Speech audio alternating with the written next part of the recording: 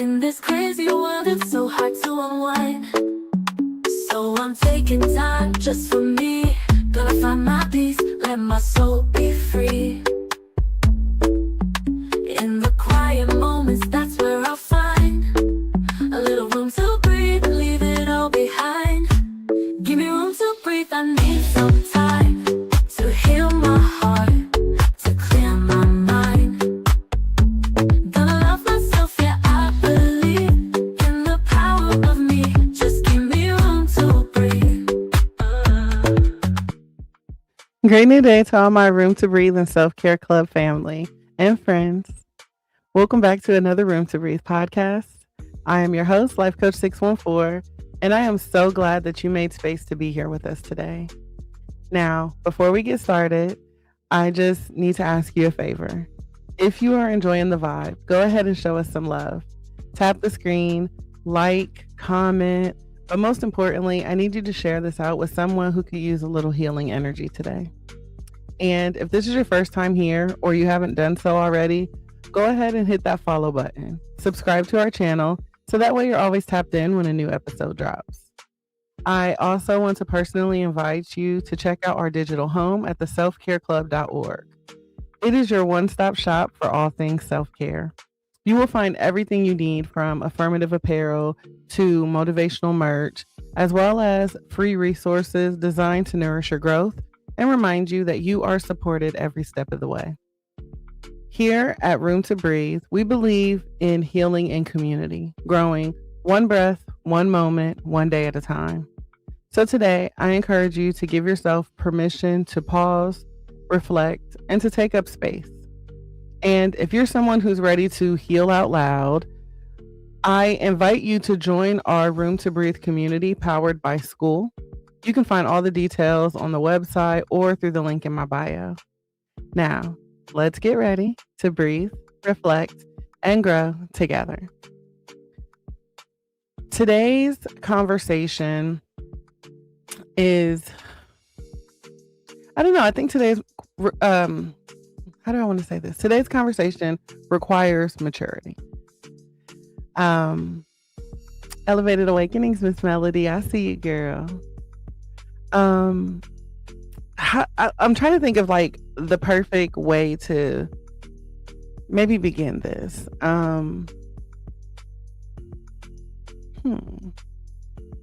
Like, because today's conversation, I feel like all of our conversations are mature, but like this one is grown, right?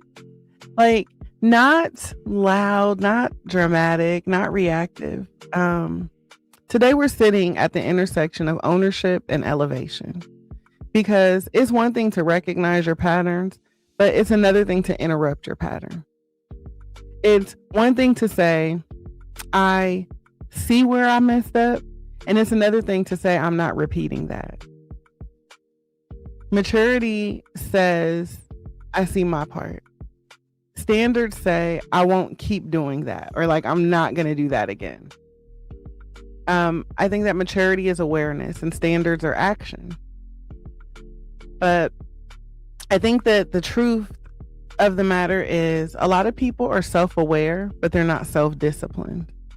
It's like they can name their triggers. They can explain their trauma. They can articulate, their attachment style. But when it comes to enforcing a boundary, like when it's time to say no, when it's time to break a habit, then, that's where the standards start to separate from comfort. So today we're not just talking about seeing it, we're talking about raising it, right? Because I think that growth isn't just something that you notice about your behavior. It's deciding that you deserve better than your old patterns. So again, today's topic, because I don't think I said it already. Today's topic is mature enough to see it, strong enough to raise the standard. Mature enough to see it, strong enough to raise the standard. So we're going to talk about self-awareness versus discipline. And I think that, the difference is knowing, the difference is between knowing and growing, right? I think that this is where a lot of healed people live, right? Understanding that there is a difference, like a real measurable distance between knowing better and doing better. Knowing better sounds good, right? It feels productive. It makes you feel like you're evolving. What's up, coach? You can read the books, you can highlight the quotes, you can repost those affirmations, you can sit in therapy and articulate your childhood patterns with precision. You can say, I know that I have an anxious attachment. You can admit that you struggle with boundaries. You can even warn people about your triggers. That's maturity, right? Avita, welcome in. That is maturity. That's awareness, right? And awareness is powerful. But awareness alone doesn't change the outcome. Because if you keep entertaining the same draining conversations, if you keep responding to the same inconsistent energy, you keep answering those late night girl you up texts, right? You keep overspending every single, every single moment of the day, all your time, your emotions will start to spike, right? Okay, no problem, Mars. Yeah, I think there's an issue over here. But yeah. For those of you who keep over explaining your boundaries or keep volunteering for roles that exhaust you, then awareness has not become discipline. And discipline is where your standards actually live. And so for many of us, it's not that we lack knowledge, we just lack the enforcement. You don't lack insight, you lack interruption. See, growth is not information. Growth is supposed to be implementation. It's not what you learned, it's what you stopped, right? It's not what you can explain, it's what you no longer entertain. Because real growth requires a disruption. You have to disrupt the habit. You have to disrupt the impulse. You have to disrupt the comfort, the familiarity. And see that familiarity, that is tricky, right?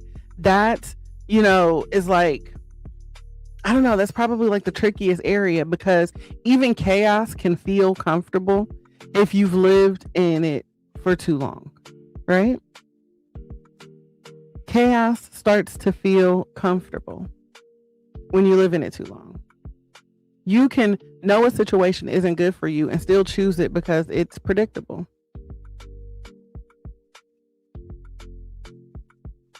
Give me 1 second. I'm trying to post a little disclaimer here.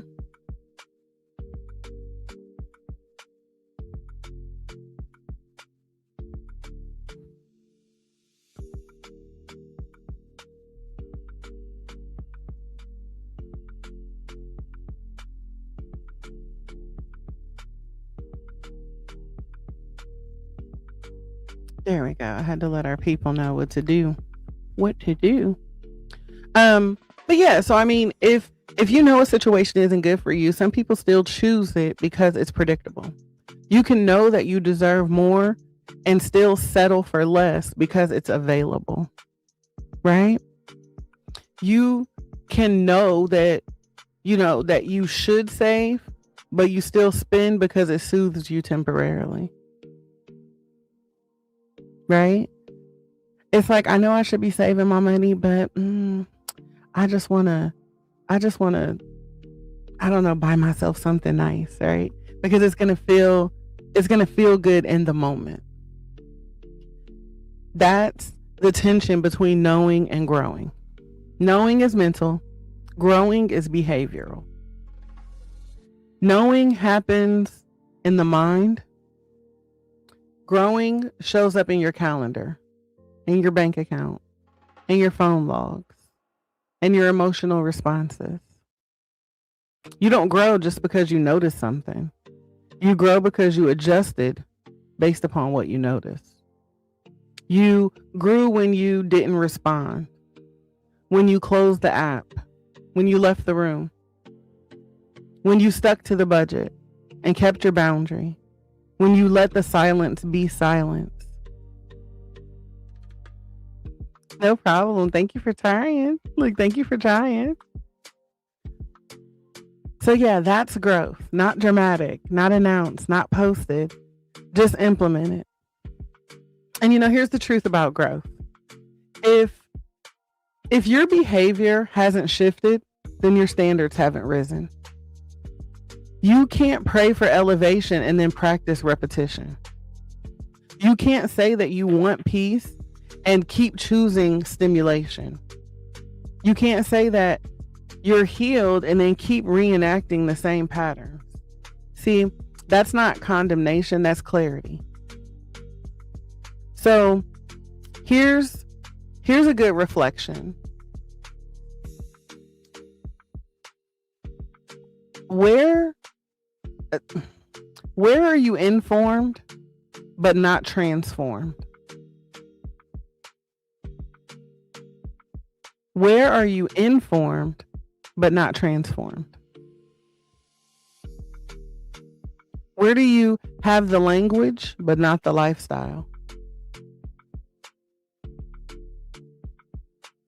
Where do you know better but still negotiate with your old self? See, that space right there, that's where your next level lies.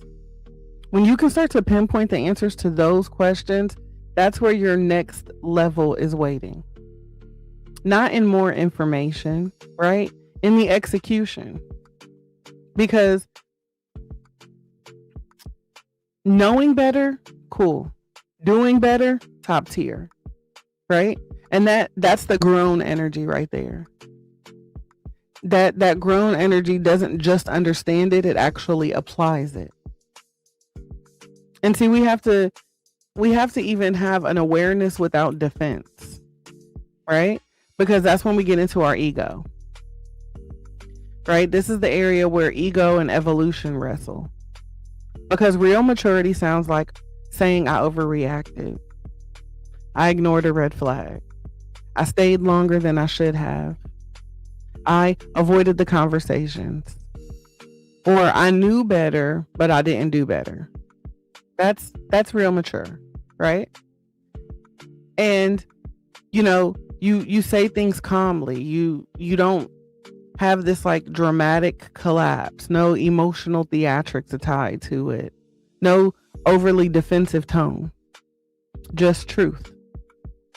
Because when you start to secure your growth, you don't have to protect your ego from it. But what most people do instead is they admit it and then they immediately soften it. They say things like, well, they did it first, or I was tired, right? We act up and then we be like, I was tired, I was just stressed. We say things like nobody's perfect, or they triggered me.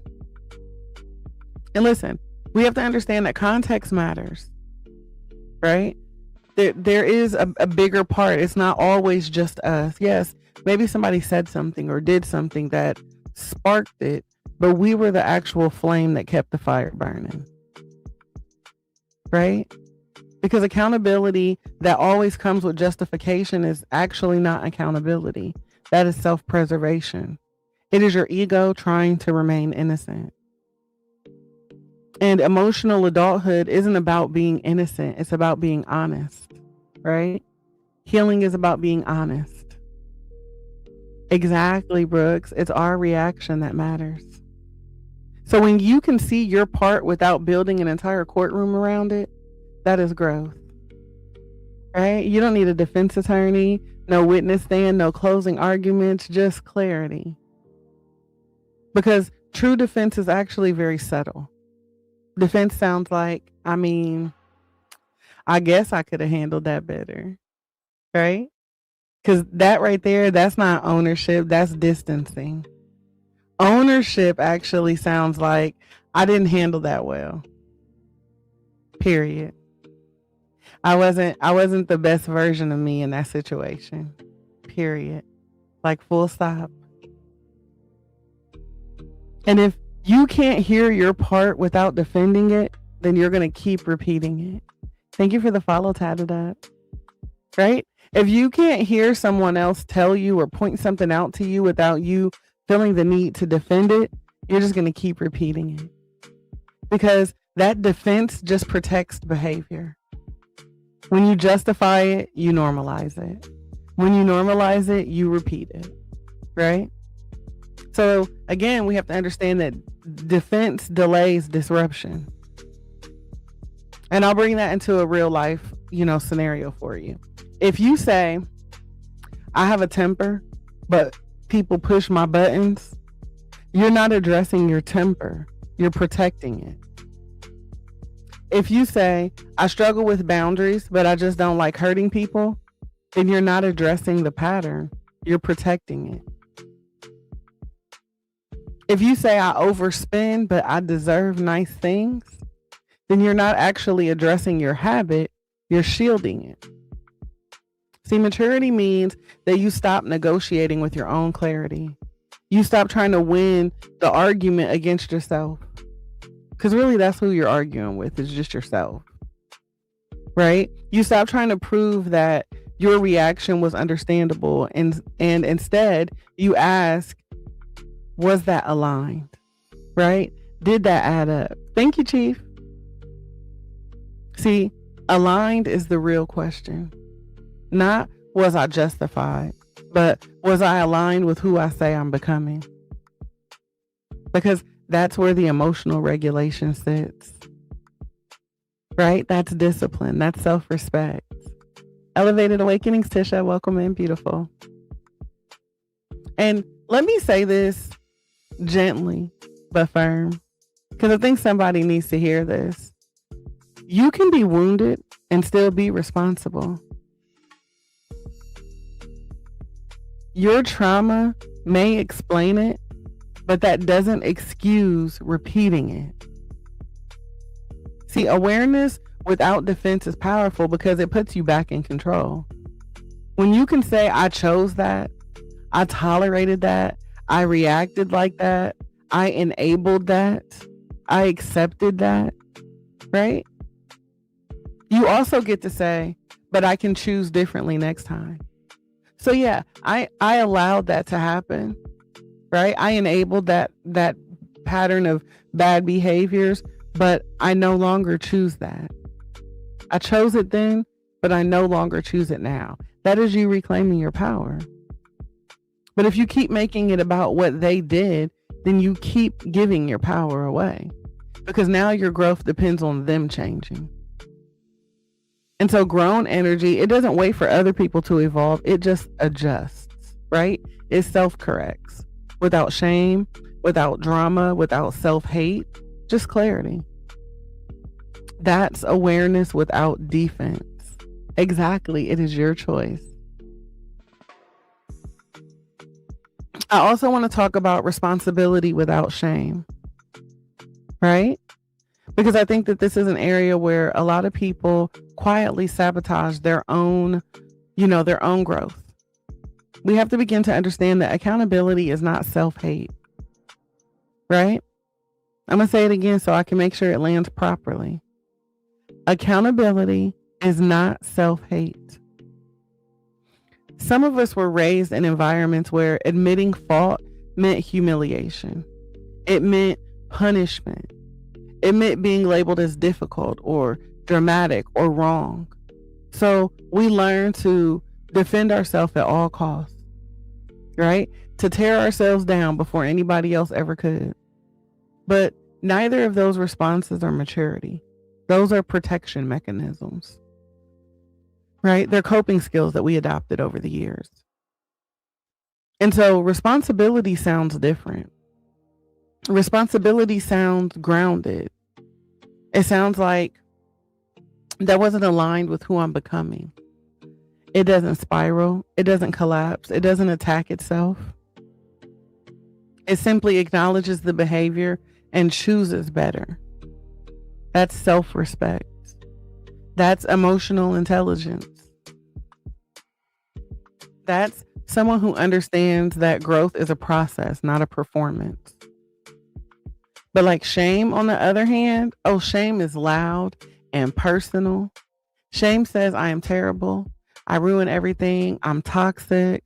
I'll never get this right. See, shame doesn't focus on behavior. It actually attacks the identity. And when you attack your identity, you make change feel impossible. Because how do you improve something that you've already labeled as broken? Responsibility focuses more on the behavior, not worth. Responsibility says that, yeah, I handled that poorly, not I am poor. It says that I need to adjust a pattern, not I am the pattern. And that distinction really matters. When you can separate who you are from what you did, then you create space for growth instead of drowning in guilt. And here's the powerful shift. When you remove shame from accountability, growth becomes sustainable. You're not correcting yourself from a place of disgust. You're correcting yourself from a place of dignity. You're not pushing yourself into change. You're actually guiding yourself into it. And that's a completely different energy, right? Because condemnation makes you hide, but correction makes you rise. Period. We still on the TV. Yeah. When you condemn yourself, you avoid looking at your behaviors for too long, right? Because it can feel heavy, too uncomfortable. So you either deflect or you repeat it. But when you correct yourself with compassion and firmness, you stay in the process. That's where you actually learn. You adjust, you try again, right? So this is that grown energy. This is someone who can say, I dropped the ball without spiraling into I am the problem. I'm always messing up. It's someone who can apologize without self-abandoning. It's someone who can evolve without dragging shame into every single lesson. And that's what makes standards possible, right? Because you cannot raise your standards if you're constantly shaming yourself for falling short. You raise your standards when you believe that you are capable of meeting them. Responsibility affirms your capability. What's up, Mr. T? Welcome in, bro. Shame makes you question your worth. So if you're going to be accountable with self-respect. Own it, adjust it, elevate it. But don't annihilate yourself in the process, right? You're correcting, not condemning. Thank you, fam.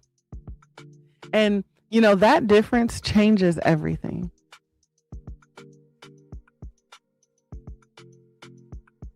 And I also want to talk about where you settled. I think that over the years, a lot of us have settled in spaces and situations.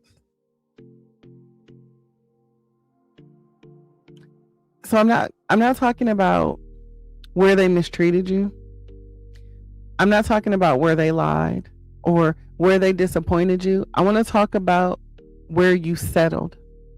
Because if we're going to be grown here, we can't only examine what was done to us, right? We have to also examine what we allowed once we knew better. Let's talk about the moments where you knew it wasn't enough, but you stayed anyway. Where the effort was inconsistent, but you told yourself at least they're doing something, they're trying. Where the communication was confusing, but you convinced yourself that you were just overthinking. Where you kept shrinking your voice to keep the peace. Where you laughed it off as disrespect so you wouldn't seem too sensitive. Where you accepted the crumbs because you were tired of being alone. That one right there, that's the one that humbles you. Right, Erica? Because settling rarely feels dramatic in the moment. It's one of those things that's gradual. Right? Subtle, almost reasonable. It's like you tell yourself, it's not that bad. Maybe I'm expecting too much. Maybe this is just how relationships are. Or maybe I need to be more patient. But patience and self-abandonment are not the same thing. You're right, Fearless. It is the ultimate betrayal. And so maturity requires you to tell the truth about that. Maturity says, I see where I lowered my standards. Not because I was weak, not because I didn't know my worth. It's because you were tired, because you wanted connection, because you didn't want to start over again, right? Because familiarity feels safer than uncertainty. And that's human. And you're human, right? But this is where those standards come in.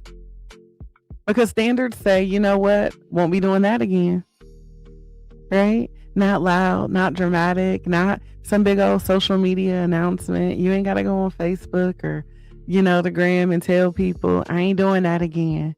Learned my lesson. Never again, right? You ain't got to do all that. You just got to move differently. You just stop over explaining. You stop over functioning.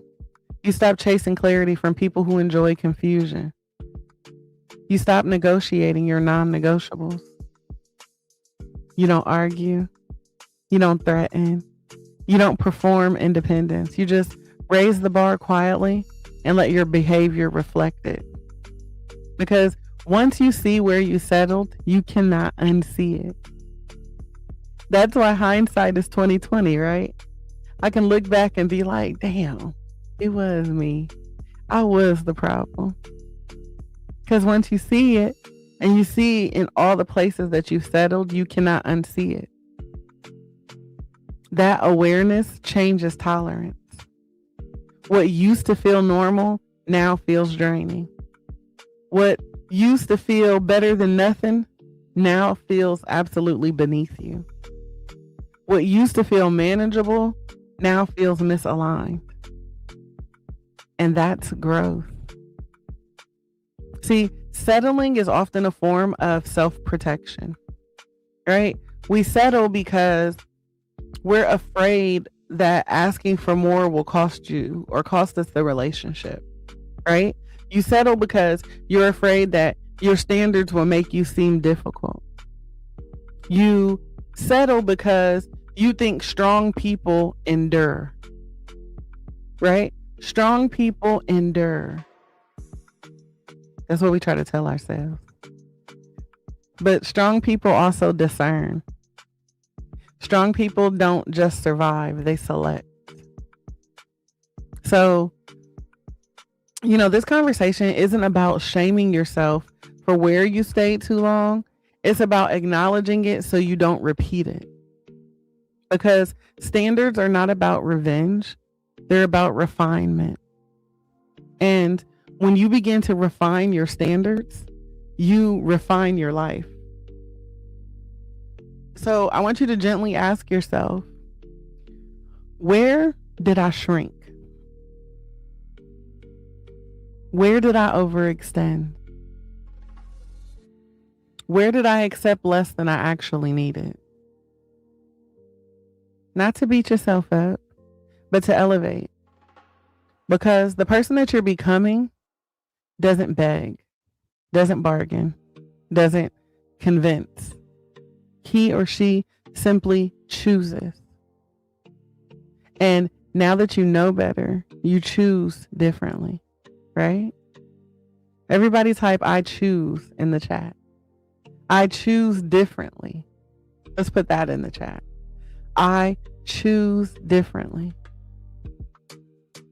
I choose differently.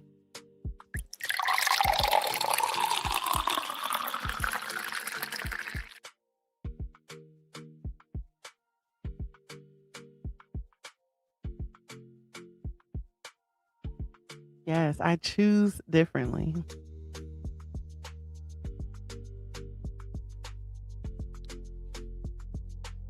And it's funny to me, since it's February, everybody is talking about love. Just roll with me, y'all. Everybody's talking about love and flowers and soft launches and highlight reels. So I want to maybe bring that into this conversation, but bring it back to something deeper, right? Mr. Awesome, welcome in, bro. Because I think that love is not proven in captions, it's proven in consistency. So let's just be real for a moment. I want you to think about what your relational standards. What are your relational standards? Not what you post, not what you say you deserve, not what sounds good in the conversation, but what you actually enforce. Right? Because it's easy for us to declare that we deserve consistency, but it's hard to walk away when inconsistency shows up. It is easy to say, I need emotional safety, but it's harder to disengage when somebody constantly triggers your nervous system, but gives you just enough affection to keep you hooked. It is easy to say, communication is important to me, but it is harder to require clarity instead of chasing it. Relational standards are not about your wish list. They are about your boundaries in action. Do you enforce consistency? Meaning, you don't entertain hot and cold behavior? Do you enforce emotional safety? Meaning you don't stay in conversations that constantly have you bracing yourself? Do you enforce accountability? Meaning apologies are followed by change, not repetition? Or do you negotiate every single boundary because you're afraid that enforcing it will cost you the relationship? And let's talk about that fear for a second. Because I believe that a lot of people don't lack standards. They lack the courage to uphold them. Because upholding a standard means that you must be willing to lose what doesn't meet it. And see, that's where our self-worth gets tested. If you're not willing to lose access to someone who violates your boundary, then your boundary isn't a standard yet. It is simply a suggestion. See, standards aren't what you want. Standards are what you refuse to compromise. They are the behaviors that you will not normalize. They are the patterns that you will not excuse. They are the lines that you will draw. And that you will not redraw just because someone makes you feel chosen in the moment. So if you don't enforce your standards, then they become preferences. And preferences can be negotiated. Standards cannot. I mean, think about it. Preferences sound like, I'd really like you to, but standards sound like, this is not acceptable to me. Right? Yes, Charity. I'm going to repeat that. A preference sounds like, I would really like it if you did blah, blah, blah. But a standard sounds like, what you just did is not acceptable to me. See, preferences hope that someone changes, but standards prepare to move in case they don't. And grown love, mature love, the kind that lasts, requires a very grown, mature standard. Not rigid, not controlling, but clear. And when I say clear, I'm talking about clear about what you need. Clear about what you will not tolerate. Clear about what kind of emotional environment you are building for yourself. And I don't care what you used to do. Because a lot of times when you start to set your boundary, people will bring up what you used to do. Well, you used to let me do this. You used to like that. You used to hang around that. I don't care what I used to do. I am no longer who I used to be. And so either you can accept who I am now, or you can go back there in the used to section without me. And see, the truth is, the relationship you experience will always mirror the standards that you enforce. Not the ones that you declare, but the ones you actually live by. So the question isn't, what do you want in love? The question is, what are you willing to walk away from if it doesn't meet your standards? when it comes to love. That's maturity, right? And that's the area where maturity meets elevation. And that's where love becomes aligned instead of chaotic. I can take this even further to talk about those financial standards, right? New year, we all got these new goals, right, for our finances. So let's stretch this beyond relationships for a minute, because standards don't just show up in who we date. They show up in the way that we manage what we've been entrusted with. So let's talk about, what are your financial standards? Not your financial goals, not your vision board, okay? Not your manifesting abundance captions. Like, I ain't talking about that. I'm talking about your actual standards. Do you track your spending, or do you avoid looking at it because it makes you anxious? Do you invest intentionally, or do you spend emotionally and call it self-care? Do you delay gratification, or do you tell yourself, I deserve this, every single time you feel overwhelmed? Do you have a savings for your peace, or do you just shop for dopamine? See, let's be honest. A lot of people don't have a money problem. They have an emotional regulation problem that shows up financially. Maturity says, I overspent because I was stressed. I avoided my bank account because I felt behind. I used to shop to soothe myself. See, that's awareness. But standards say, I'm building systems so stress doesn't sabotage me. Systems that mean budgeting even when you don't feel like it. That mean automating savings so discipline isn't dependent upon my mood. Right? Have that, when you get paid, have that amount that automatically moves from your checkings to your savings. So that way your mood ain't in charge. It means having a cool off period before you make a large purchase. Learning about investing instead of avoiding it out of fear. That's discipline, right? And discipline isn't punishment. It is protection. Protection for your future, protection for your peace, protection for your options. Because financial instability creates emotional instability. If you are constantly living in survival mode financially, it will spill into your relationships, your confidence, and your decisions. Structure is self-respect in action. And I know I said earlier the word delay. Delayed gratification, right? Let's talk about delay for just a moment. Delayed gratification is one of the clearest signs of elevated standards.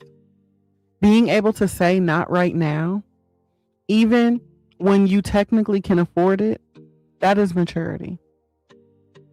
Being able to say, I'm building something bigger than this impulse, that's vision. Standards sound like, I don't need to spend to escape.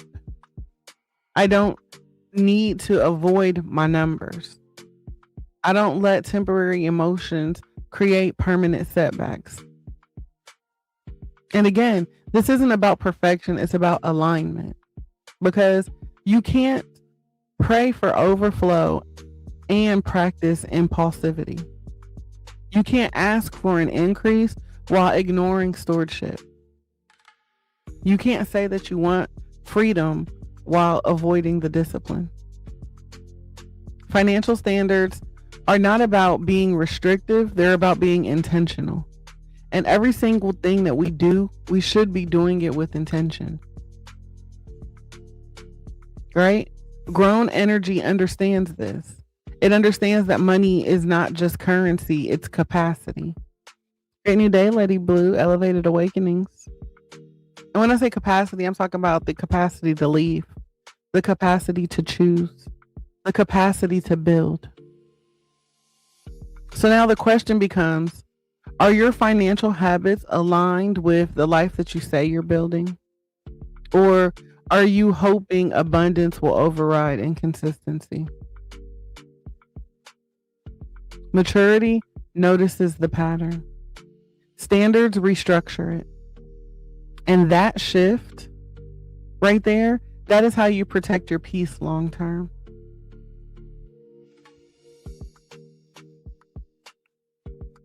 We can even bring this whole conversation inward more, right? When we think of like emotional and discipline standards, right? What are your emotional standards?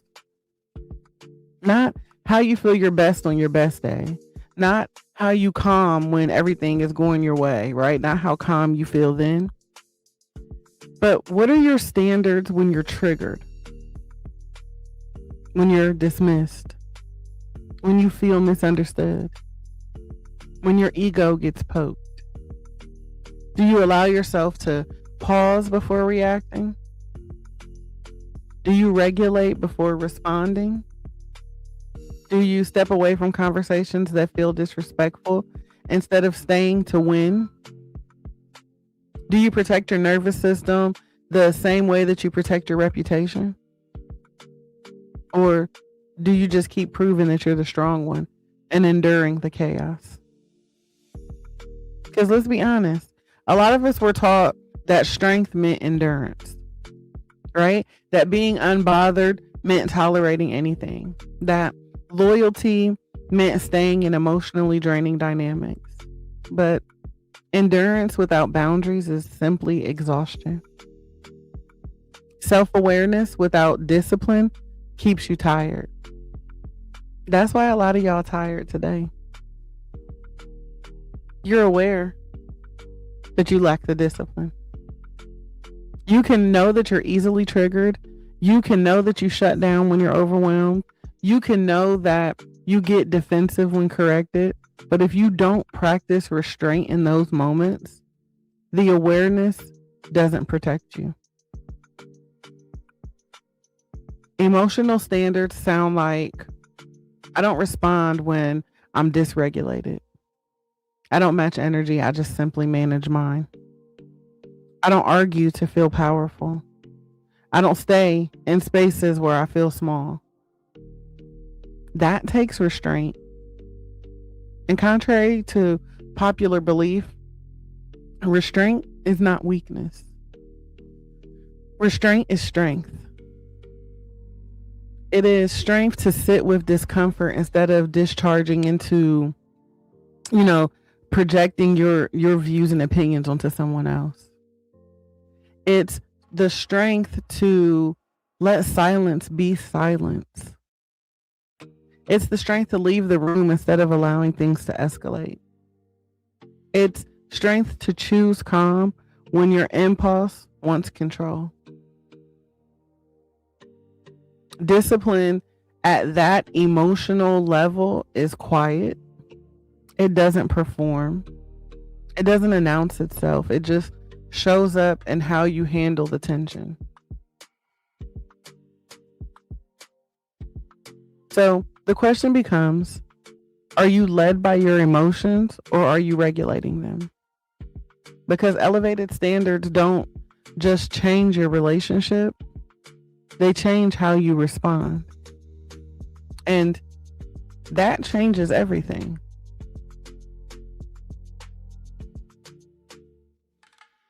Now, here's the part that I think that most people struggle with. Once you see it, you can raise it. That's it. Like, you don't announce it. You don't poll your friends about it. You don't soften if everyone else stays comfortable. You just raise it. Right? And you don't have to go on this long explanation tour. You don't need to write paragraphs trying to convince someone that your boundaries are reasonable. You don't have to over justify your growth.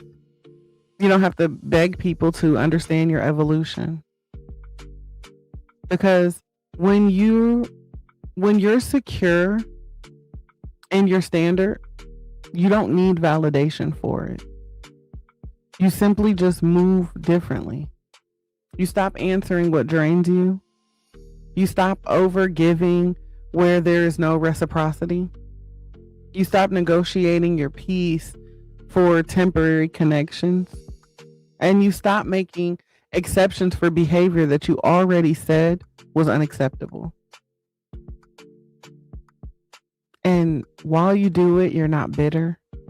It's not dramatic. You're not loud. You're just firm. Serving that I said what I said, right? I said what I said. There's no performance in it. No shade, no passive aggressive energy, right? There's no need for that. It's just consistency. Because consistency is what makes it real, right? Understanding that our boundaries are standards in motion. They are what your values look like in behavior form. So understand that anybody can declare a boundary, but mature energy, something that we grow into, that enforces the boundary. When you stop over explaining, some people are going to call you distant. We talk about this, right? When you stop negotiating, some people are going to say you're rigid. When you stop accommodating the dysfunction, some people are going to tell you that you changed. Newsflash, you have. That's the point, right? Grown energy doesn't argue. It doesn't debate its worth. It doesn't try to win approval. It just adjusts, right? It recalibrates, it realigns, and removes access when necessary. Quietly. Because standards don't need a long speech. They just need your follow through. Right? So here's your reflection today. And I want you to sit with this, not rush past it. I want you to ask yourself, where are you mature enough to see it, but not yet strong enough to raise it? Where have you developed the language, but not quite the lifestyle? Where can you clearly identify the patterns, but you're still negotiating with it? Because awareness without action is comfort. It feels productive. It sounds evolved. It makes you feel like you're doing the work. But standards require change. They require courage. Courage to interrupt yourself. Courage to lose access. Courage to be misunderstood. Courage to choose long-term alignment over short-term relief. You can see your part and still choose better. You can admit your contribution and still elevate.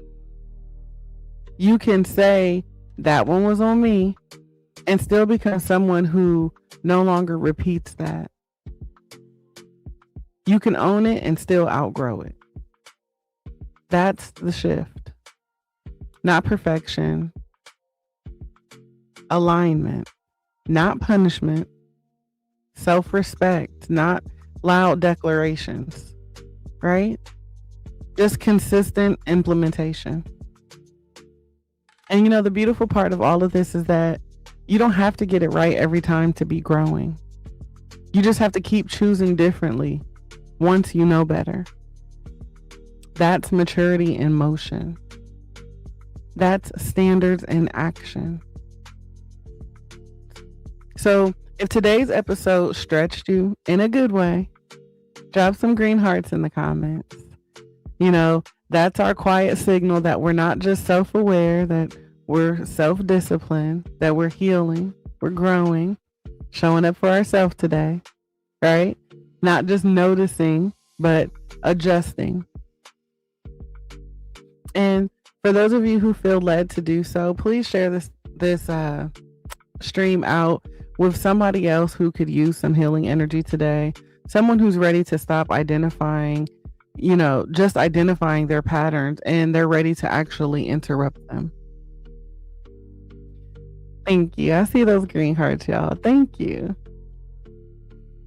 I was a little confused when I was sitting with this conversation today, to be honest with you guys. Just on the delivery of what I wanted to do and how I wanted to talk about it. So seeing the green hearts right now, even if one person had put the green hearts, I'd have been like, okay, I did my job.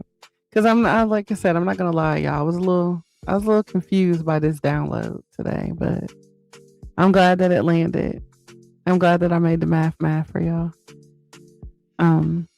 Yeah. But before we leave, let me leave you all with a little love and light today. As always, I encourage you to keep breathing through the highs, the lows, and every moment in between. I want you to keep choosing peace, even if it feels out of reach. And know that here at the Self Care Club, you will always be seen, always valued, and always supported. So don't be afraid to take up space, speak your truth, and make a little room for you to breathe. I love each and every one of you to life. And I am praying that your day is not just amazing, but aligned, intentional, and yes, on purpose, filled with purpose. This has been another Room to Breathe podcast, and I cannot wait to connect with you all again soon. Thank you.